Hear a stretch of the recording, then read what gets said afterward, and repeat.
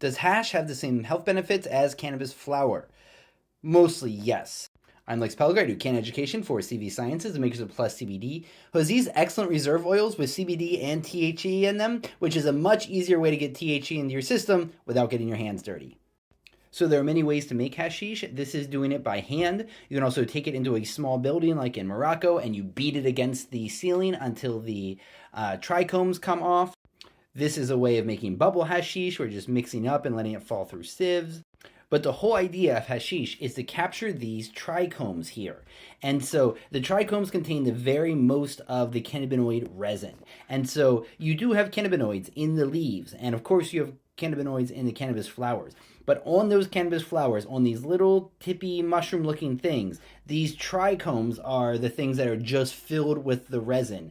And they're very, very sticky, which means they can be sticky to work with, of course. But also, this is traditionally one of the most potent ways to get cannabinoids into your system. Here's some different styles of hashish, but they all come from those same trichomes filled with resin. And as far as medical effects go, the advantages of hashish is it's much more potent and you don't get other plant material into your lungs. If you're going to be smoking this stuff, it's better to have something more purified like this than not. However, of course, the increased potency could mean increased problems. So if you're talking about elderly people or naive people, if you're going to be using hashish with them, you want to start very low and go slow. Luckily, if you're using a smoking method, you will reach your peak level of highness within a minute or two. So people can take a small little puff and then sit on it for 5 minutes, make sure you know where you're at, and see if you're ready for your next puff.